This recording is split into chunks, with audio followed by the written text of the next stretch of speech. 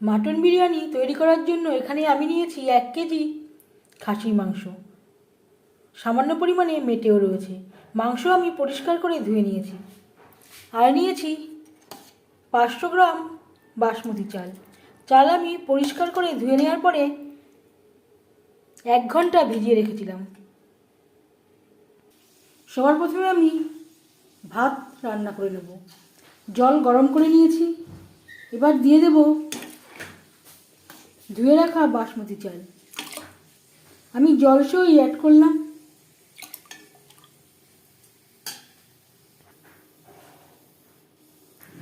আর দিয়ে দেব লবণ।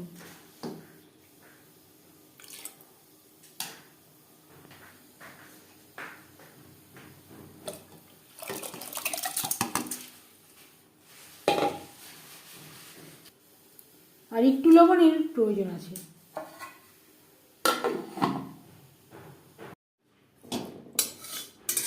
একটা মশলা আমি তৈরি করে নেব।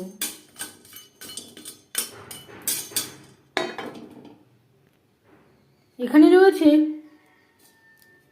জায়ফল, দারচিনি, এলাচ, স্টার এনিস, গোলমরিচ, আরও অনেক মশলা, লবঙ্গ। শুকনো খোলায় হালকা করে ভেজে নেব। গ্যাসের ফ্লেমটাকে হাইতে করে দিয়ে কড়া আমি গরম করে নিয়েছি। 3-4 মিনিট লো ফ্লেমে মশলা নাড়াচাড়া করে নেব। 3-4 মিনিট নাড়াচাড়া করে নিয়েছি। গ্যাসের ফ্লেমটাকে বন্ধ করে দেব। এবার দিয়ে দিলাম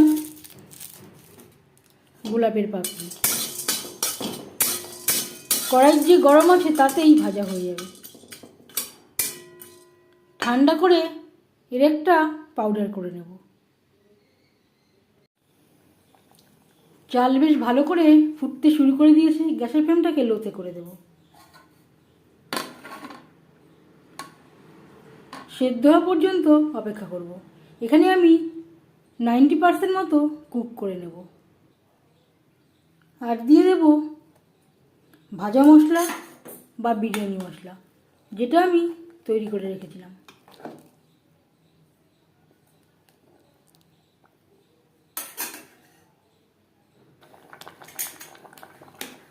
চাল প্রায় 80% সেদ্ধ হয়ে গেছে।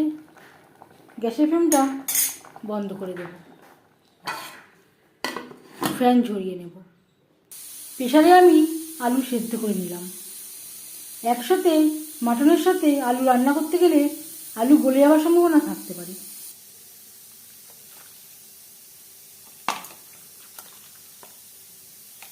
ম্যারিনেশনের জন্য একটা বড় সাইজের বলে আমি ট্রান্সফার করে দিলাম। আর দিয়ে দেব পেঁয়াজ, রসুন ও টমেটোর পেস্ট।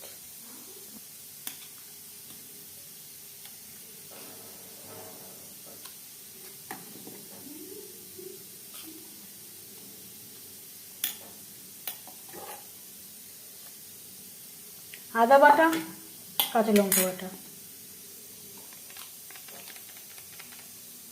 একেবারে মিহি করে আমি বাটিনি, একটু গোটা রেখে আমি বেটে নিয়েছি। আর দিয়ে দেব টক দই। এখানে নিয়েছি 4টে টমেটো, বড় সাইজের একটা রসুন ও 6টা পেঁয়াজ। দিয়ে দিলাম 1/2 চামচ রেড চিলি পাউডার, পরিমাণ মতো হলুদের গুঁড়ো, স্বাদ মতো লবণ,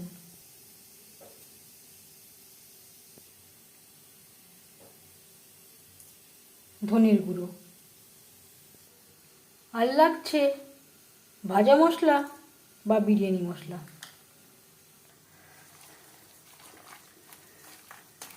মশলার সব উপকরণ দিয়ে ও টক দই দিয়ে মাটন বেশ ভালো করে মেখে নেব।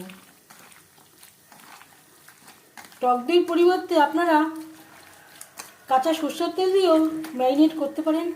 যেহেতু বিরিয়ানির জন্য বিরিয়ানি তৈরি করব, তাই টক দই দিয়ে ম্যারিনেট করলেই ভালো হবে।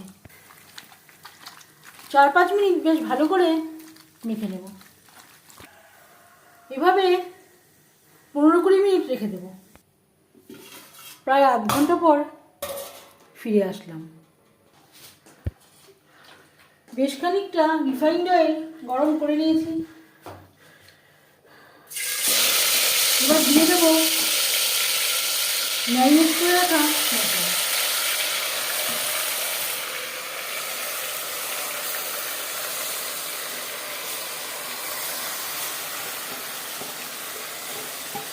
আর দিয়ে দিলাম বাকি মশলা।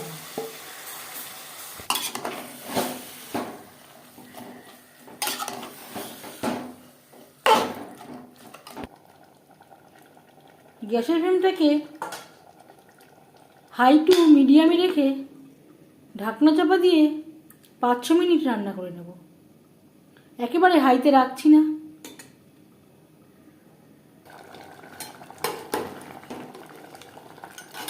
ছ 7 মিনিট রান্না করে নেওয়ার পর দিয়ে দেবো জল।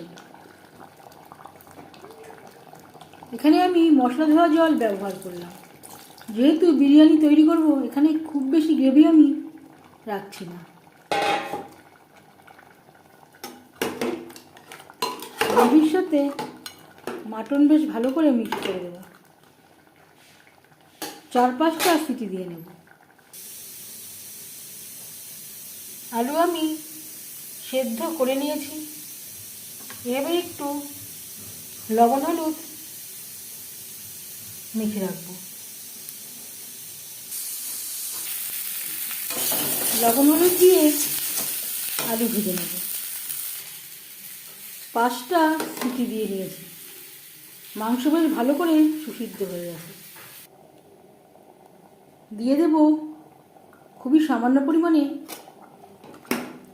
গরম মশলা পাউডার। আর দিয়ে দেব ভেজে রাখা আলু।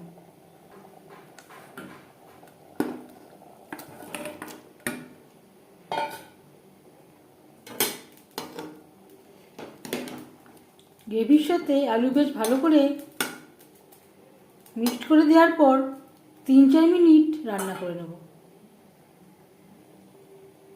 আর দিয়ে দেব সেদ্ধ করে রাখা ডিম।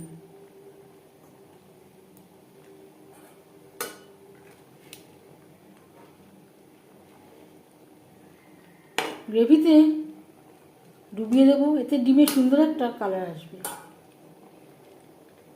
বিরিয়ানি তৈরি করার জন্য এখানে আমি নিয়েছি একটা অ্যালুমিনিয়ামের কড়াই। সবার প্রথমে আমি ভাত বিছিয়ে দেব।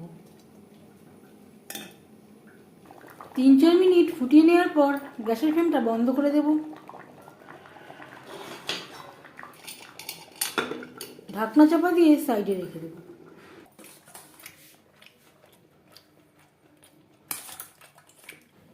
ভাত বিছিয়ে দেওয়ার পর দিয়ে দিলাম মাটন গ্রেভি।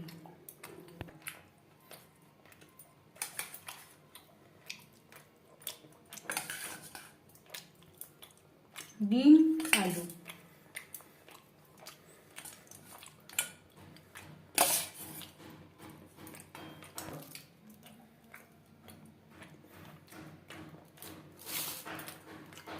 খুবই সামান্য পরিমাণে রয়েছে এখানে ফুড কালার, গোলাপ জল, কেওড়া জল, আর রয়েছে আতর।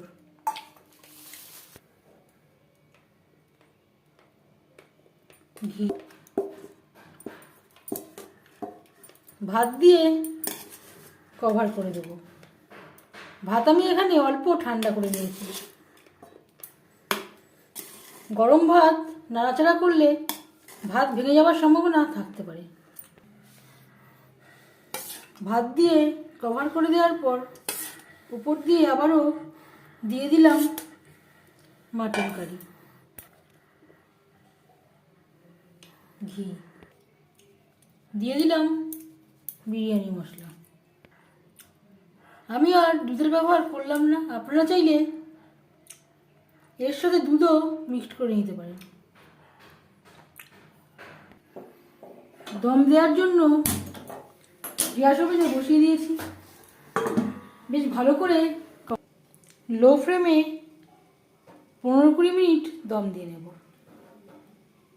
আপনারা চাইলে আটা দিয়েও সিল করে দিতে পারেন। এই ঢাকনাটা আমার একেবারেই পুরো মাপ মতো, তাই আমি আর সিল করছি না। 15-20 মিনিট দম দিয়ে নেওয়ার পরে 5 মিনিট আমি স্ট্যান্ডিং টাইমে রেখে দিয়েছিলাম।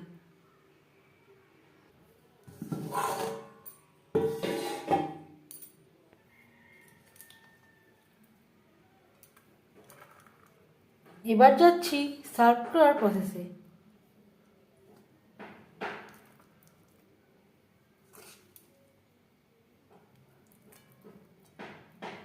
এই রেসিপিটি কেমন লাগলো অবশ্যই জানাবেন কমেন্টের মাধ্যমে। যদি এই রেসিপিটি ভালো লেগে থাকে লাইক করবেন, শেয়ার করবেন, সাবস্ক্রাইব করবেন আমার চ্যানেলটিকে, বেল আইকনটা প্রেস করে দেবেন। যখন আমি নতুন ভিডিও আপলোড করব তার নোটিফিকেশান সবার আগে আপনার কাছে পৌঁছে যাবে। আপনারা সবাই অনেক অনেক ভালো থাকবেন। এই ভিডিওটি দেখার জন্য ধন্যবাদ।